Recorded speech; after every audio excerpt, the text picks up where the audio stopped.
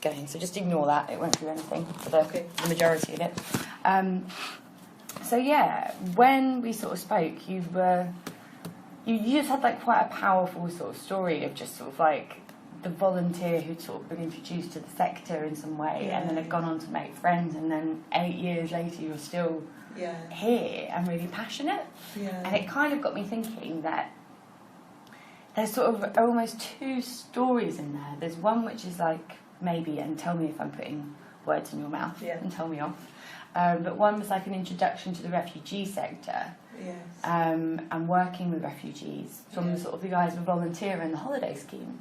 And then there's another which has sort of come out, which is like working from the professional Dr. Patti perspective and all those issues that go with it. So I was wondering maybe we could just sort of have a chat around those kind of things, and you can sort of lead where you think is more important or you're more passionate about, but sort of with a view to those areas, if that's okay. So your experience as the volunteer and the holiday scheme. Why don't you tell me a little bit more about that and Abbas and your friendship? Well, I guess I come from a background of caring about human rights, because I've been a member of Amnesty, and the Medical Foundation emerged out of Amnesty. And when my husband and I were a lot younger, we were busy, we were both GPs, we had kids, but we came and visited the premises just to see what went on and see if we could do anything. And I can't remember who invited us, but somebody invited us to one of these corporate entertaining sort of events, which was educational. So John McCarthy was talking about his experience. And during that event, somewhere or other, we heard, somehow or other, about the holiday scheme. And I thought, well, maybe I can't use my medical skill at this stage, but I'm a mum and I like looking after people, so surely we could have somebody come to the house and look after them. So I applied. That must be 15 years ago. It might be more, I'm not sure. We have difficulty in remembering exactly.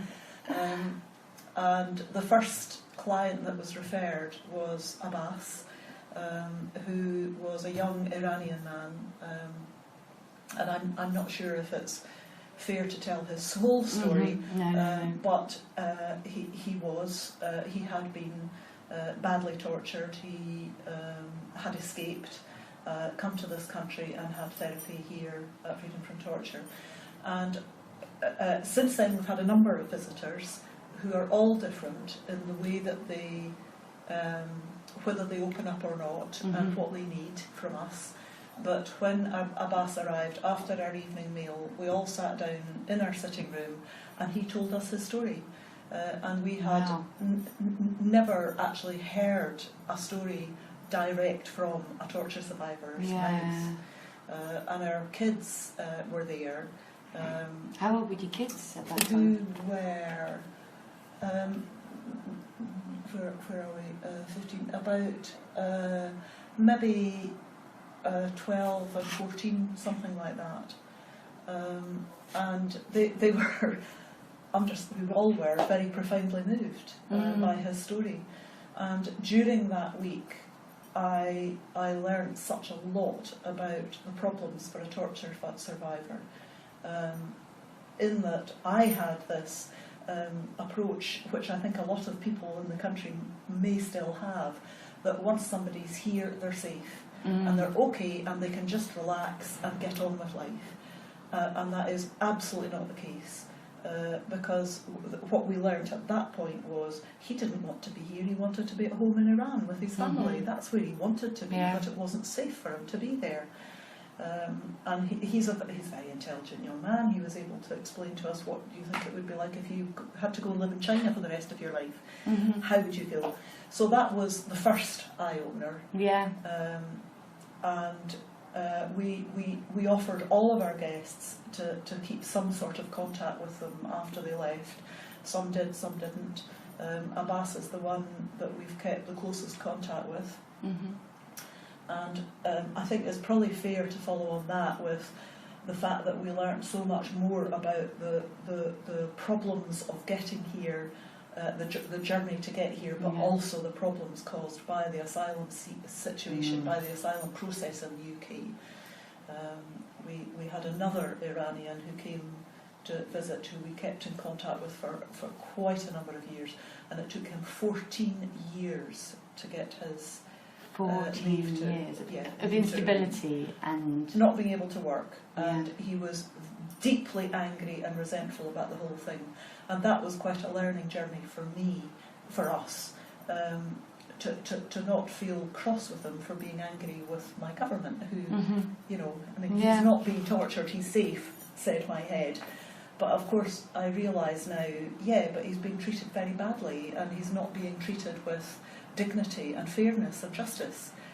So I completely got why he was so angry. And I guess being a human rights, interested in human rights, you kind of get that injustice. Yes, absolutely.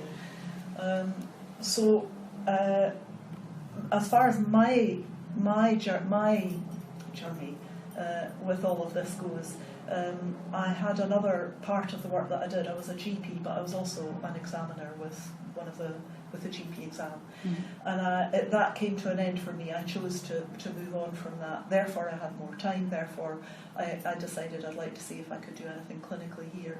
So I came and met with the lead doctor and had an interview and started to work 8.5 years ago as a clinical assessment doctor.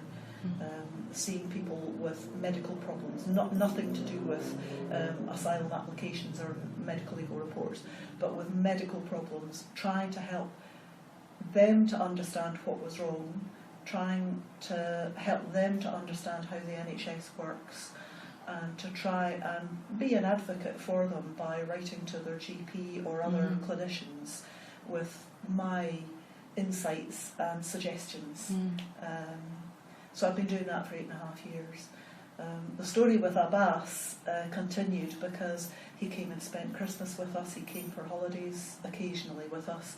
We visited him regularly in London. He's an extraordinary man because he spoke 7 languages but not English. So he went off and learnt English, learned all about computers, and he now works in an international firm that installs computer systems in international banks and such like.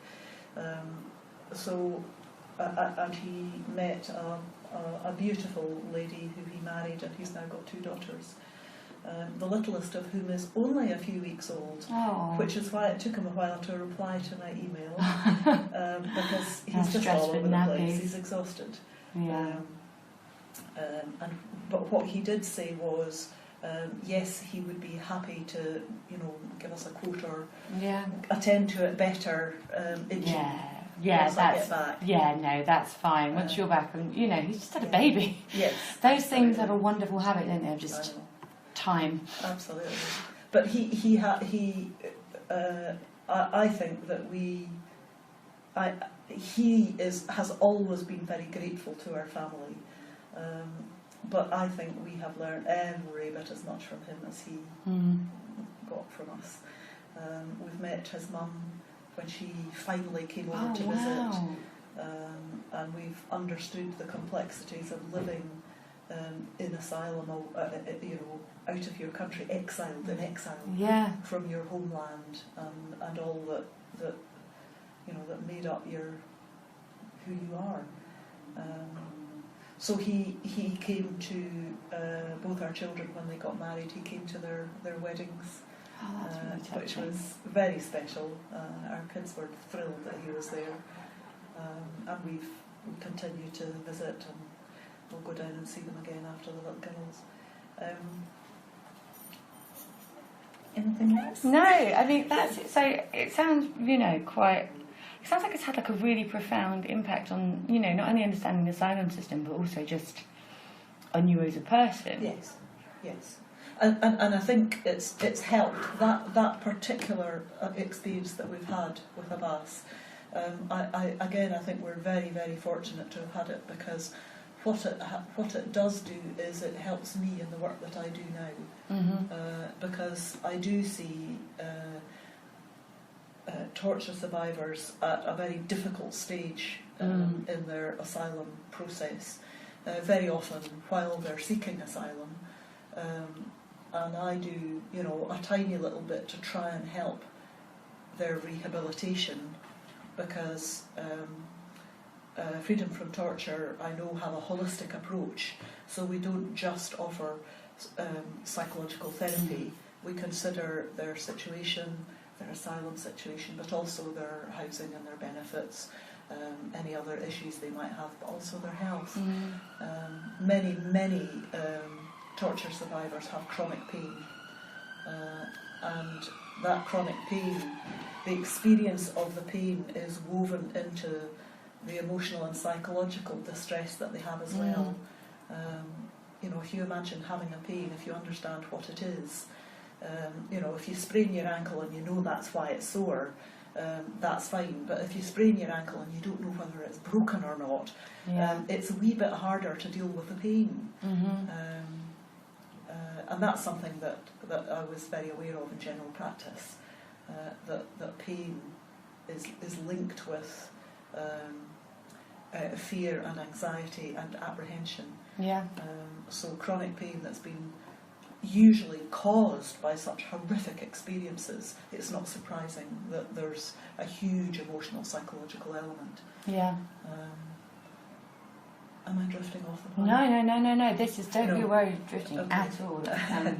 That's great. That's... So yeah, so I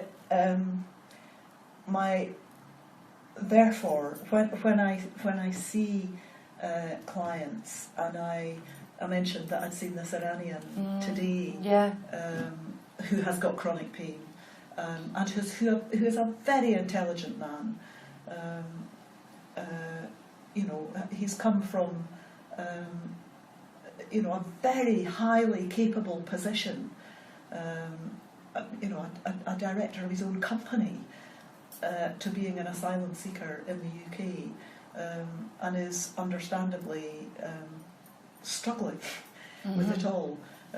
But I feel more empowered to genuinely say to him, it is possible to make a life again, because I know somebody who has made such a fabulous job of making a life, and he's not the only one. I mean, he's a close family friend, but he's not the only person that we met who came to stay who made something of their lives afterwards, despite the mess that they were in when they first arrived. So I feel when I say to that man, it is possible.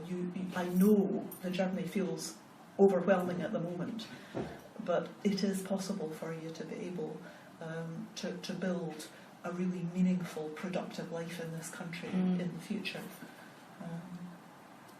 You sort of touched on some of like the frustrations that people see and that you witness. I've heard, you know, bits and pieces, you know, discussed about the asylum system. But you also mentioned that you helped them negotiate the NHS. And I was wondering a bit more about that actually, because I think of some of the frustrations that, you know, I have with the NHS, which is like, I can't get a doctor for the next 3 weeks, or I can't see the same doctor all the time. But I'm also obviously speaking from quite a position of privilege, because I'm in a country where I have access to free healthcare. And so I'm wondering what that, you sort of touched on this as maybe a slightly different experience. So it'd be good to hear a little bit more about that actually in our NHS. I think, I mean, there's quite a bit about that. From the client's perspective, starting there, it depends where they come from and what sort of healthcare system they've been used to. There are many clients who are used to not having a free at the point of access health service. There are some clients who come who are used to seeing non-medically qualified practitioners, traditional healers. There are people who are used to particular health issues being dealt with by specialists. So if I'm diabetic, I go and see my diabetic specialist for treatment, and they don't understand the concept that the family doctor, the GP in the UK, actually is a generalist, a specialist generalist as it was, and oversees everything, and actually manages a lot of chronic disease in this country. So number one, it's very important to check out what their ideas and concerns and wishes are about what's wrong with them. But it's also important to explain to them that if the GP doesn't refer them to a diabetic specialist, that's not poor treatment. Because sometimes they come to see me because they think the GP is doing nothing, but they don't understand that the GP is actually giving them the service that they should be having in this country. So that's one quite helpful possibility. And perhaps, I don't think I've ever introduced somebody to the concept of medical care as opposed to traditional care, because most people are aware that both are possible. But obviously in a new country the traditional healer is not here, so that they're kind of stuck with what we've got. The other big issue you mentioned, having difficulty getting to see a doctor, is exactly that, because commonly our clients don't have one GP that they see all the time. I mean, that's not a common thing for anybody now in the NHS and general practice. That may be because they're moving around, because they're in initial accommodation and they're moved somewhere else. They may be moved somewhere else.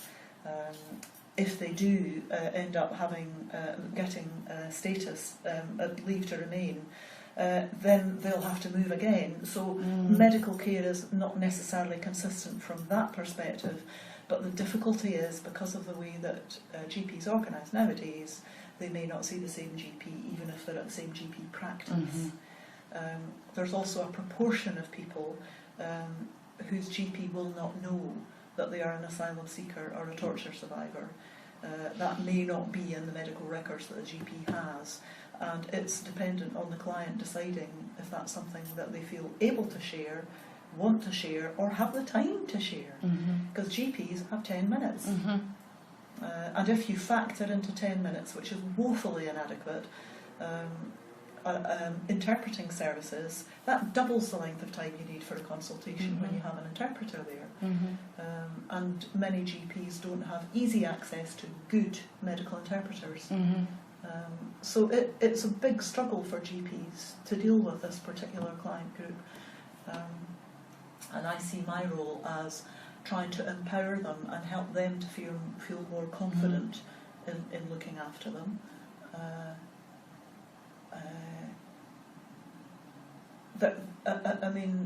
I think the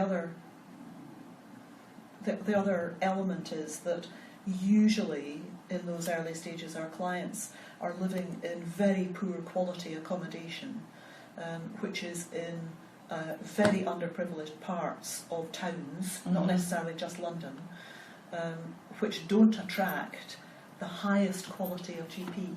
Yeah.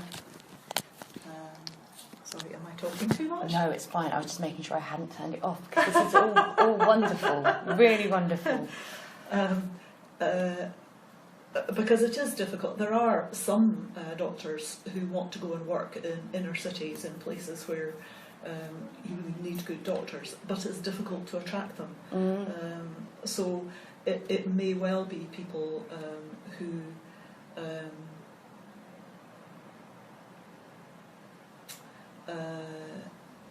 are perhaps older, because it's difficult to recruit newer doctors, have older ideas, are not familiar with the complexity of the issues that torture survivors present with, asylum seekers and refugees present with. And I see my role as trying to help them. I guess there's probably no training for torture survivors really for most GPs. No, not it at doesn't. All. And there is a little bit. There is. I'm also involved with the training department at Freedom from Torture in delivering a training package for people who are likely to experience torture survivors in their walks of life. And there's loads that we cover in that, but part of what we're trying to encourage people to do is to not be frightened of dealing with torture survivors, because a lot of people think torture survivors, this is specialised, they are terribly delicate people, and I could get things wrong and I could make things much worse for them. That's a very, very common perception in people who attend our courses, and in some people that I've spoken to over the phone from charity organisations like Red Cross.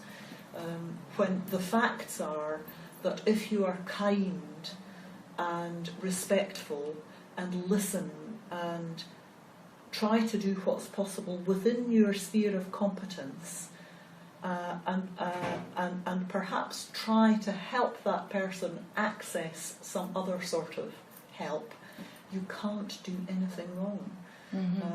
So actually being a kind, respectful, thoughtful, empathic person goes a very long way to helping torture survivors and I call it a journey. It is a journey along their journey. So there is a bit of research, and I'll need to look out where it comes from, which was not just with torture survivors. It was conducted with women who were victims of domestic abuse, who were also refugees. Victims of sexual violence. I'm so sorry. So it was domestic, but it was also torture. Yeah. So there was a mixed group of women who were trained by the organisation, whose name I can't remember, to do their own research on this group of women. So it wasn't outsiders coming and doing the research. It was trained members of that community doing the research. And surprise, surprise, what some of the things that came out of it was that what really helps refugees and asylum seekers who are victims of violence is the same GP all the time. So they build up a relationship and they have consistency. Being able to access the GP and having time to explain problems with the GP and having an interpreter. And it's so basic, but I mean, it's just a wee bit of research, but it actually proves that it makes a difference to their experience. Yeah, I guess it's one of those things that as soon as you say it, you kind of go... Yeah. You think of all the things that kind of go with trauma and the kind of things that most torture survivors have been through, that complete breakdown of trust. Absolutely. And the complexity of having to explain what happened to you in a foreign language. Yes. Absolutely. To somebody you might not trust, that you've never met before, in an unfamiliar situation, and then obviously, as you said, those three things. So when I'm consulting with one of our clients, I check how they get on with their GP. I check if they see the same GP all the time. I check if they've had an interpreter. And I always address that in my letter to the GP. So I would write a letter to the senior partner and make him aware of the research and ask him, please could you ensure that by and large they see the same doctor, and check if the GP knows their background and have their permission to just let the GP know that they are a torture survivor, so that the GP is aware that there's all that as well.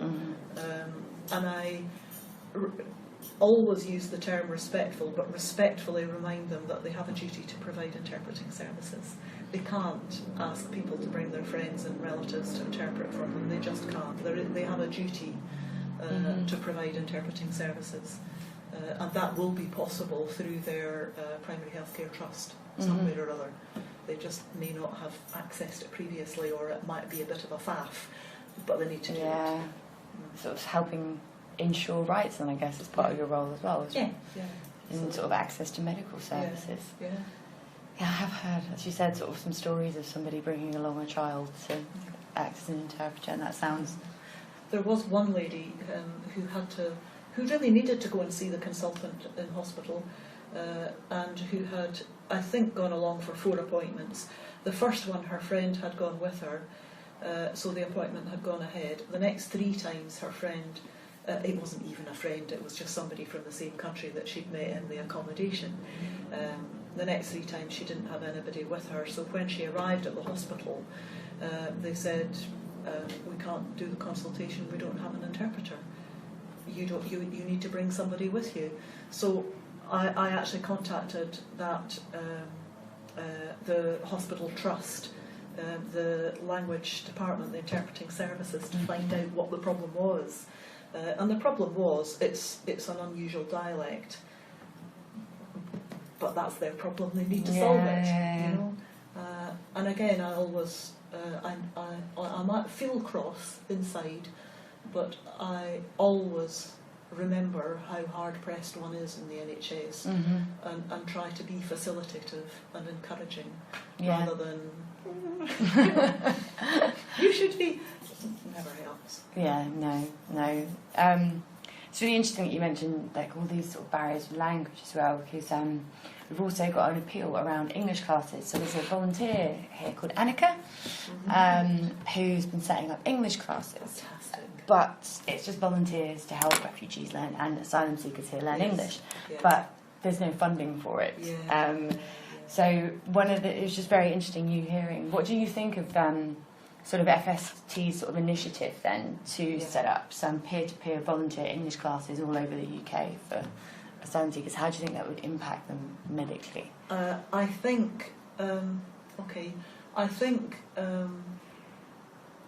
it is enormously helpful if clients are able to learn English, and I understand all the barriers that get in the way of them being able to focus on that, sometimes for years. Yeah. So I don't think it's an easy option. I think it will help them in life in general. I do see some clients who have reasonable social English, but I see them with an interpreter, because the detail of their health and the detail of asking symptoms and the specifics of the body and how the body works, and trying to help them to understand and trying me to understand what they're thinking, really requires a wee bit more sophisticated a vocabulary. Than I guess this you can't miss. So I totally, it's a brilliant idea, great thing for life in this country. But I think it takes quite a while. I have consulted with a small number of people in English who are very fluent, and it's lovely, because of course consulting with somebody directly is a very different experience from consulting through an interpreter, because it is a very direct communication, person to person, whereas the communication through an interpreter is very much a triumvirate. It's very, very much something that three people are involved in.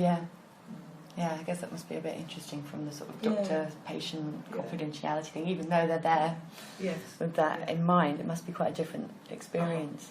One thing you sort of mentioned was just how, and I'm definitely going off topic here, but it was so interesting. And it was you talking about the NHS being under strain, and all I can think of is just for the last few days, all I've read about is the NHS and the cyber attack, but also Jeremy Hunt rearing his head again and saying that they're funneling money into it. And I have quite a few friends who are doctors, and I was curious to get your opinion just on, what's happening with our NHS, and how you, as somebody who works with survivors of torture, think that these things are going to impact people that are in need.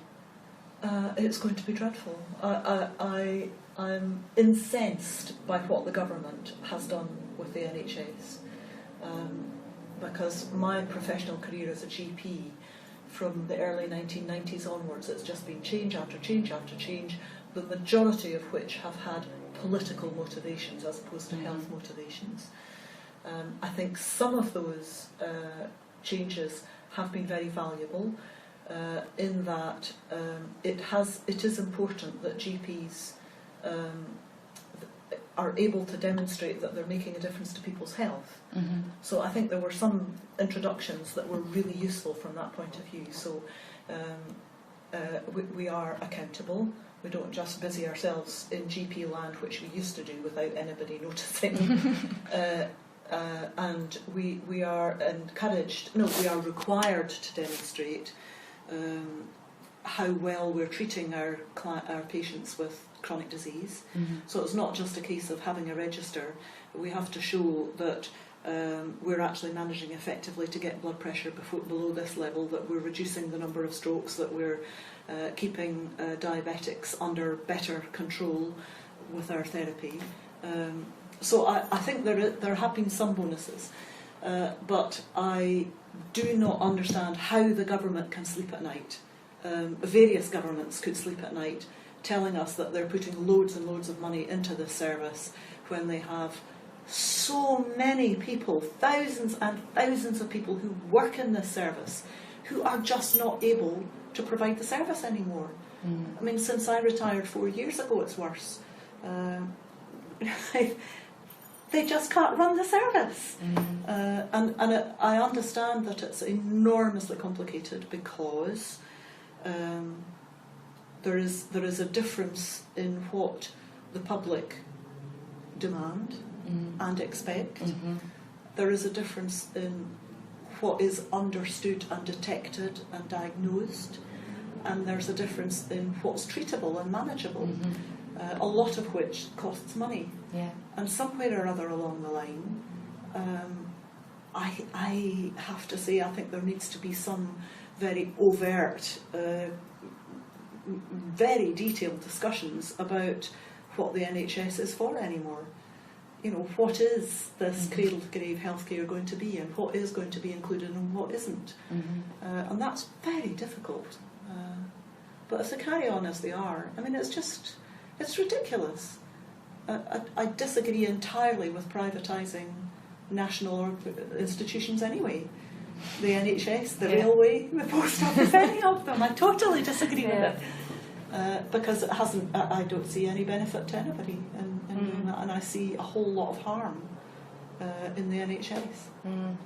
The pressures on the staff, you'll know from your pals. I don't know what the percentage is, but it's significant, of young doctors that qualify and push off overseas. They just don't want to work in such a pressurised situation. And I find that tragic, because when I was involved in teaching and training and assessing, I could genuinely, hand on heart, say to all these new bright-faced young doctors, it's a brilliant job, it's a wonderful career. And I don't feel I can say that anymore. The actual doctoring bit is fantastic, but I was a doctor when I looked after patients. I was their GP. I looked after the whole family and all the kids when they grew up and they had their kids. And I think somewhere or other the government just does not understand the benefits of that. And that's quite sad. Anyway, sorry. No, that's all right. I thought I'd ask just because it's obviously something you're very passionate about, and I could see there was inklings of I want to shout at someone there. And that's something that I can very much sympathise with. So that maybe we sort of end on a positive note, and I don't send you away angry. Sort of either to the pub or to go and punch some minister. When we initially started talking, we were talking about our shared future. So I guess maybe if we could sort of get your thoughts on what our shared future would mean to you in the context of your friendship that you've made with different people along the years.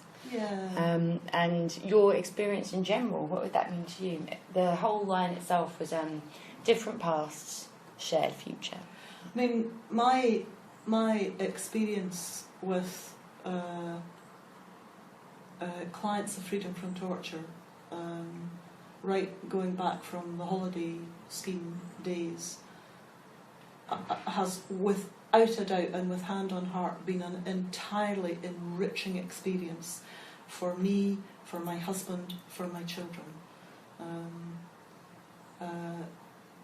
And I think that's something hugely powerful, that these are some of the most vulnerable people on the planet, and yet I have been so enriched by meeting and forging relationships with them.